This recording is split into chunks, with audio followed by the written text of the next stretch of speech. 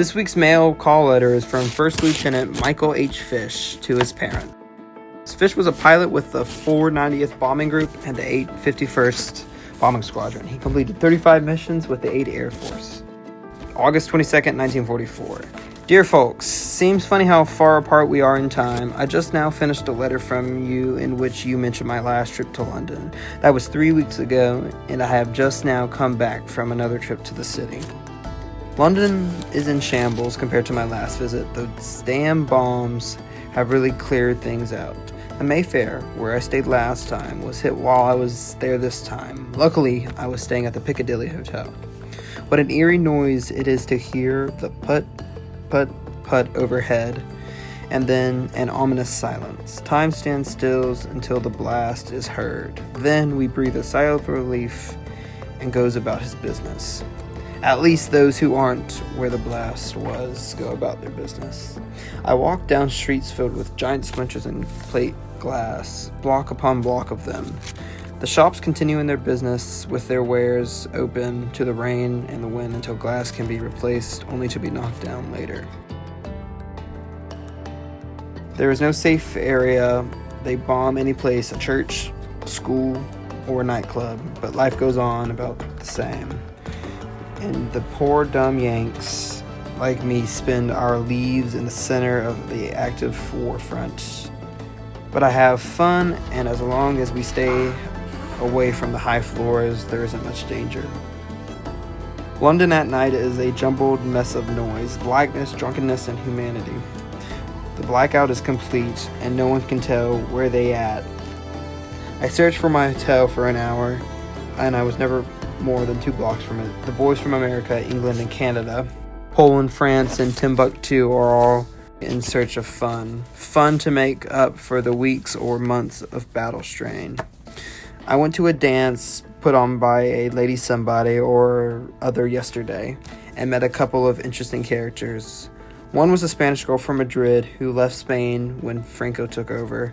The other was a French girl who lived in Egypt.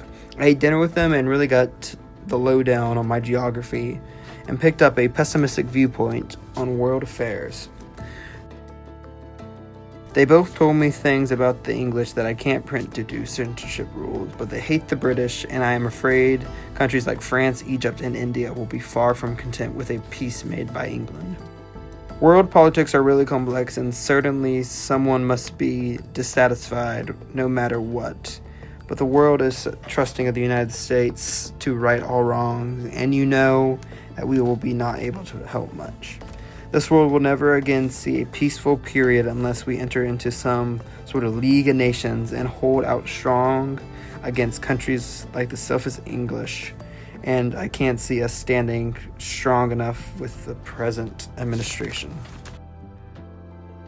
Right now, things look fine.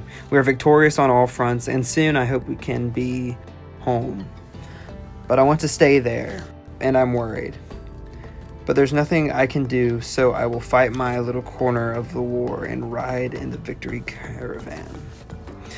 In my travels yesterday, where I met the girls from off places, I also ran into another person from guess where. Yes, this proved to me how small this globe really is, because I ran into Herb Jansen from St. James.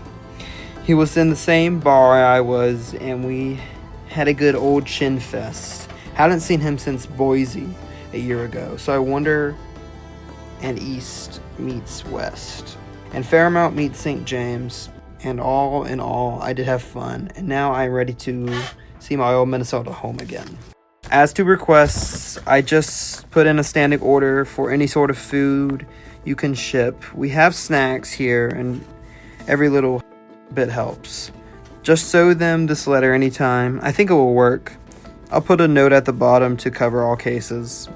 Well, I'll close now and ponder the troubles of the universe and work out the utopia which will make each person happy. Just give me an hour of solid study. Should be easy, huh? Love, Mike. P.S. Please send some candy or any other food which can be shipped. Thanks, Mike.